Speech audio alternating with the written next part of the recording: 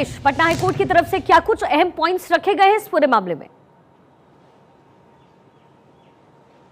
देखिए, मुख्य न्यायाधीश कृष्णन विनोद चंद्रन और मधुरेश प्रसाद की खंडपीठ ने यह फैसला सुनाया है और यह फैसला इसलिए काफ़ी अहम हो जाता है कि जिस तरीके के पॉइंट आउट किए गए हैं, जो बिंदु इसमें साफ तौर पे उठाए हैं पटना हाईकोर्ट ने, वो काफ़ी अहम है। जिस तरीके से बिहार सरकार ने इस मामले में जल्दीबाजी की और कोई बिना कानून बनाए जातीय जनगणना की शुरुआत कर दी, वो कहीं ना कहीं पटना हाईकोर्ट को नागवार गुजरा है। और साफ तौर पर पटना हाईकोर्ट ने इस चीज़ को की तरफ इशारा करते हुए कहा है कि ये आपने कैसे कर दिया।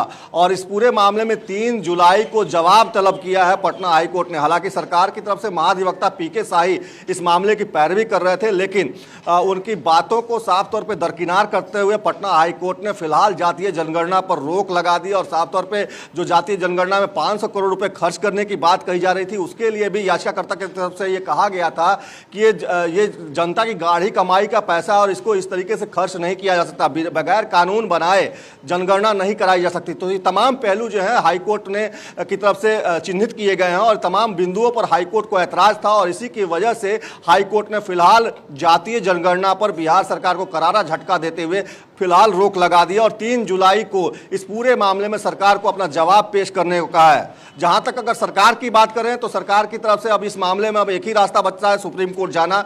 निश्चित तौर पर बिहार सरकार इस मामले में आगे अपनी क्या कार्रवाई करती है, देखने वाली बात होगी। जी सर्वेश, चूंकि ये पूरा मामला जातीय जनगणना का बिहार में जिस तरीके से रहा है, एक चुनावी मुद्दा बनकर के लगातार उभरता रहा है, ऐसे में नीतीश कुमार के लिए, नीतीश कुमार की सरकार के लिए ये एक बहुत बड़ी चुनौती कही जा सकती है।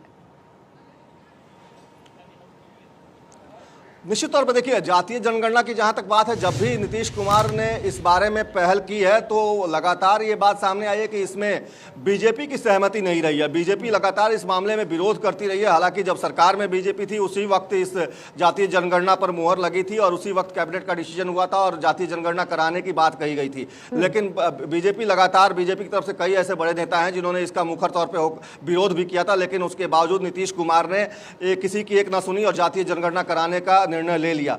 और जहां तक बात किया जाए इसके राजनीतिक फायदे की, तो निश्चित तौर पे इससे राजनीतिक फायदा अगर देखा जाए तो जो अति पिछड़ों की राजनीति करते हैं, दलितों की राजनीति करते हैं और जो मुस्लिमों और यादवों की राजनीति करते हैं, उनको कहीं ना कहीं इसका फायदा होता नजर आ रहा था। जिसकी वजह से ये तमाम जो कवायद चल रही थी वो कराई जा रही थी, क्योंकि बिहार में किस जाति का कितना वोट है, ये कहीं ना कहीं इसके पीछे ये एक कवायद थी, ये जानने की कोशिश थी कि आखिर किस जाति का कितना वोट है, उसको आधिकारिक तौर पर उसकी पुष्टि हो जाए। और इसी वजह से जातीय जनगणना कराई जा रही थी। निश्चित तौर पर इसका राजनीतिक लाभ लेने की कोशिश थी, लेकिन अब पटना हाईकोर्ट के फैसले से सरकार को बड़ा झटका लगा। अब देखने वाली बात यही होगी कि नीतीश कुमार आगे अपनी क्या एक्शन लेते हैं और क्या सरकार की तरफ से क्या इसमें कहा जाता है। सर्वेश, लेकिन नीतीश सरकार की तरफ से इस पे अब क्या कुछ और किया जा सकेगा? क्या इस फैसले को लेकर के चुनौती दी जाएगी? क्योंकि 3 जुलाई के बाद फिर जो भी इस पे सुनवाई होती है वो बहुत ज्यादा कहीं ना कहीं अहम हो जाएगा। तो नीतीश सरकार की जाहिर तौर पर इस पर कुछ ना कुछ प्लानिंग जरूर होगी।